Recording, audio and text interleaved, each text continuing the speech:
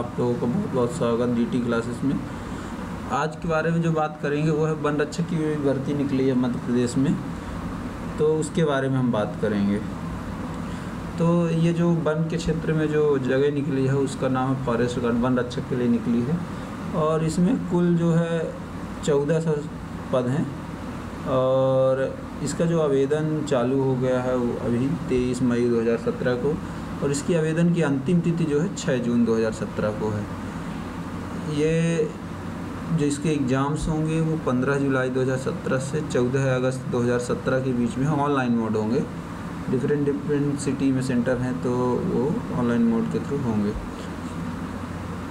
इसके बाद हम देखते हैं सिलेक्शन प्रोसीजर, देखते हैं वन रक्षक एग्जाम्स में क्या है सिलेक्शन प्रोसीजर। सबसे पहले रिटन एग्जाम्स होगा जो कि 100 अंक का होगा। इसमें 5 सब्जेक्ट हैं, Hindi, English, math, general knowledge और साइंस है। इसके बाद जो दूसरा होगा, इसके बाद जो बच्चे रिटन में क्वालिफाई होंगे उसके बाद उनका साक्षात्कार होगा, वो 9 नंबर का होगा। और साक्षात्कार में कोई क्वालिफिकेशन मार्क्स नहीं है, लेकिन इसी के साथ ही दूसरे दिन जैसे जिसका रिटन में हो जाता है उसके बाद लिस्ट बनती है इंटरव्यू के लिए, और इंटरव्यू और जैसे आज इंटरव्यू है, कल उसके बाद फिजिकल होता है।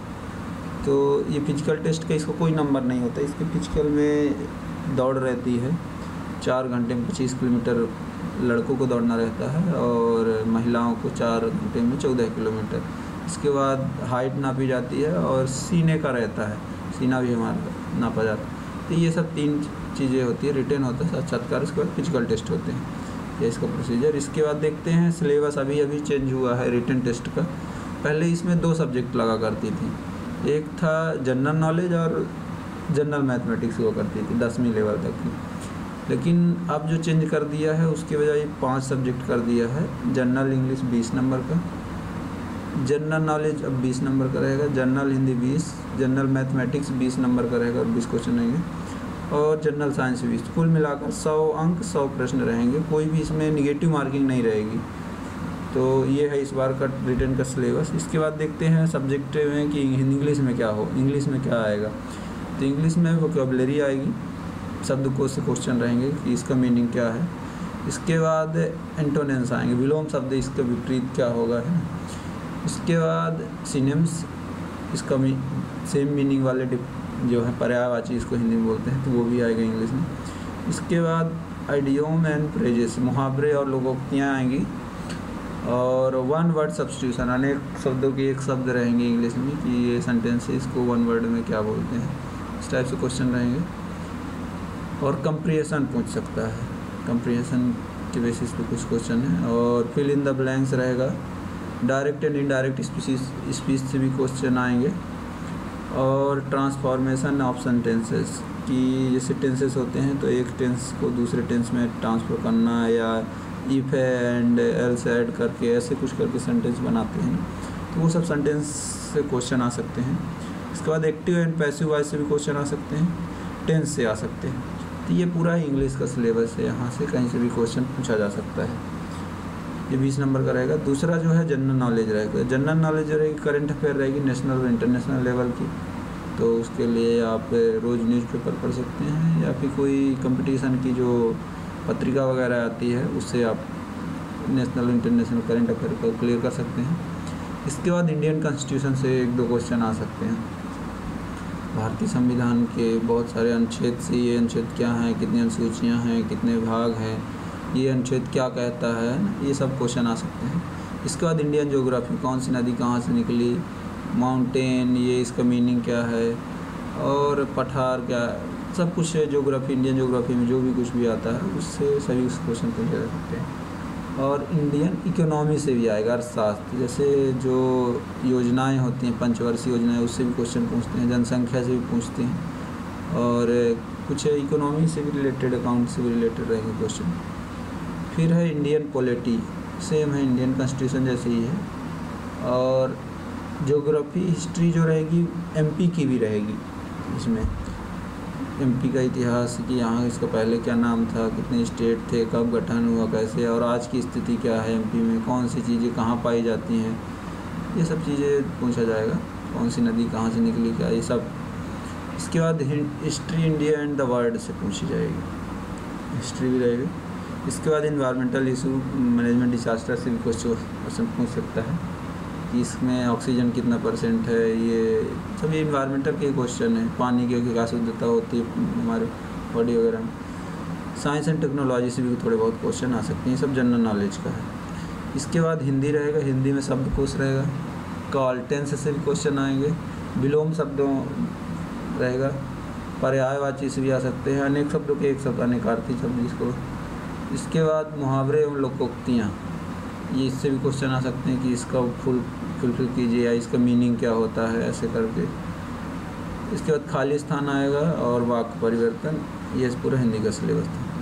इसके बाद जनरल मैथमेटिक्स में है परसेंटेज, प्रतिशत आ सकता है। एवरेज, औसत से क्वेश्चन आ सकते हैं। प्रॉब्लम्स ऑन एज, उम्र से कि इसकी उम्र इतनी है, पिता की उम्र, बेटे की उम्र इतनी है, पिता की उम्र इतनी है, इसके बाद इतने 5 वर्षों बाद क्या होगी, ये सब क्वेश्चन आ सकते हैं जनरल मैथमेटिक्स में। प्रॉफिट एंड लॉस, डिस्काउंट से भी आ सकता है, बट्टा जो होता है उससे। नंबर सिस्टम, संख्या प्रणाली से कि ये इससे बड़ा है, छोटा है, इसमें इतना ऐड करें, ये सब आ सकता है। इंटरेस्ट, ब्याज से आएगा। रेशियो एंड प्रोपोर्शनल, अनुपात और समानुपात से भी क्वेश्चन आ सकते हैं। डाटा इंटरप्रिटेशन से भी क्वेश्चन आ सकते हैं। तो ये है। और टाइम एंड वर्क से, ये सब syllabus, time and distance, mensuration, ये सब इसका मैथमेटिक्स का सिलेबस है।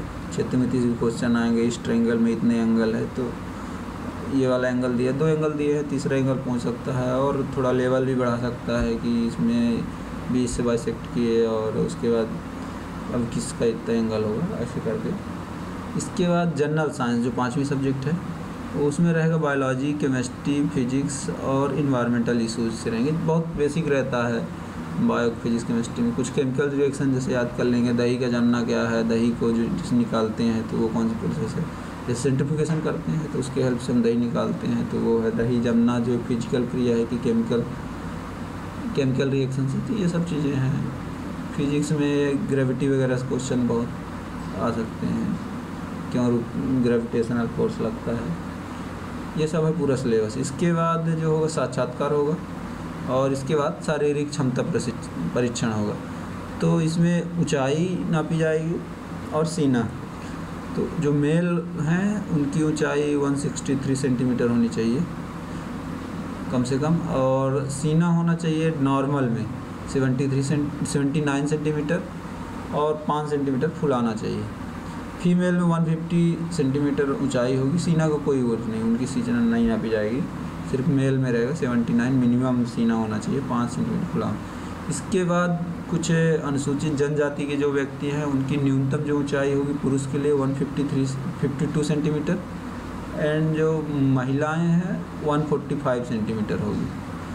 और कुछ ऐसे क्षेत्र हैं मध्य प्रदेश के जो नक्सली प्रभावित हैं, तो उनका जो सीना का जो फुला होगा वो 5 सेंटीमीटर का रिलैक्सेशन मिलेगा। जो 79 है 74 रहेगा, और अगर हम इसको 5 फुलाएंगे 84 हो जाएगा, तो वो ये यहाँ 79 ही रहेगा, 5 सेंटीमीटर का रिलैक्सेशन मिलेगा ये।